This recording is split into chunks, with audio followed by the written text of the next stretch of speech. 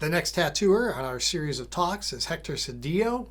Let's get to know him, learn a little bit about his journey as an immigrant and as a tattooer. This was a pretty long interview, so we broke it into clips at first. The full length will be available later. Enjoy.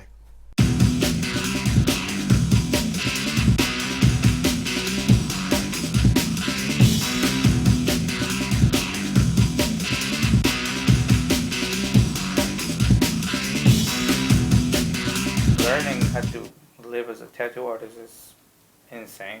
There's no rules. I mean, there's everybody's got to find their own path for that, because I can't follow your plan. It won't work for me, and you can't follow my plan. Absolutely. So everybody has their, we rowing in the river to a destiny, but everybody's on their boats. Yep. Dealing with it. Yeah, and we cross paths and we see each other and enjoy the time we do get to spend with each other, but you just never know. I mean, it was quite a while I didn't see you. I mean, you were living here, then you went back to Ecuador, then you're back here. And I mean, for a while I didn't know where you were. Yeah. Living the tattoo artist life, man.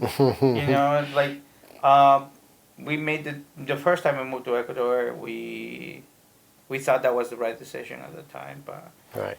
It didn't happen. We came back here. We ended up opening the studio down there. That's the only thing that worked out the first time. But then that studio started growing, by itself. Started growing, gathering momentum, and then boom, boom, boom. We got there the second time, and it was just rolling. Good tattooing every day, having fun every day in the studio, just with this team of people, just eager to do tattoos, good tattoos. Right. Not like now, how successful is tattooing in Ecuador? Is it really popular or legitimate? Is there a lot of shady stuff on the side? I don't know much about Ecuador at all. Ecuador is a melting pot of just tattooing speaking, melting pot of styles. And there's all these new kids start coming out and they're grasping in one style and mastering it. You know what I mean? They don't have to go through the hustle of what's gonna be my style? What am I gonna like? They just see something that appeals to them and then just go.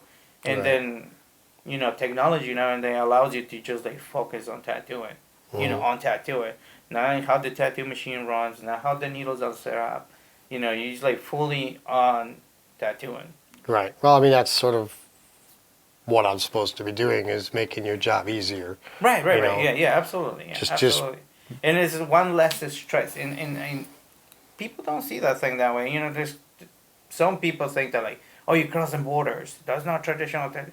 Well, who gives a fuck? You're doing a tattoo. You know what I mean? You're performing tattooing. You can give me a stick and a needle and I'll do a tattoo.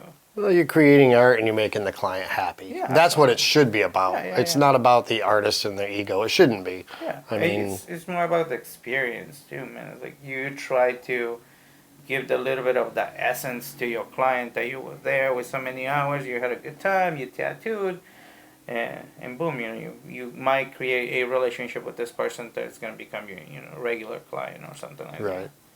Well, it's funny though, because I know too many artists that try and control the whole tattoo experience. They only want to do a particular style, a particular thing, and they try and force the client into round peg square hole type of thing. Where I've always used to tell guys that work for me that would turn down tattoos because they were flash pieces or cartoons or whatever, something like this.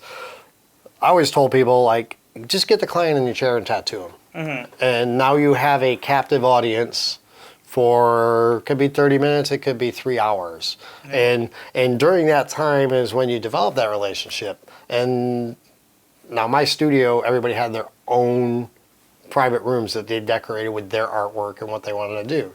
So when you had a client captive, they get to know your personality, your artwork, and that's where you do your sales pitch. You expose them to the real you, your art, and if they like it, they're obviously going to come back, and sooner or later they're going to let you do what you want to do. And that's the problem now that I see in a lot of new tattooers, like newcomers, that they want that. They want to do that right off the bat. Yeah. You know what I mean? And I feel, you feel it because, like, to me, like, I wanted to do my own stuff, but I didn't know what was my own stuff. Mm-hmm. You know, until, like, and you're still learning and discovering yourself. Absolutely. Like, every day I'm doing something different. Every day I'm, like, exercising a different technique. You know, I'm, like, try is always being on my toes on tattooing. And like I said, not until, like, maybe 5 or 4 years ago that I was like, I'm gonna take tattooing to a different. I'm gonna approach tattooing differently, and I'm gonna try to play with the ideas of people and just I'm gonna do me. You know, I already like did my time tattooing people, tattooing flash, and I loved it, and I always do. But now I want to do me. Like, I hope you enjoyed that. In the next clip, we'll talk to Hector about what's important to him and where he's headed. Next time, we're going to talk to Hector about what being a tattooer, looking outside at the sky. Okay. No, I haven't had too much coffee. Oh, look at the little red light. Okay.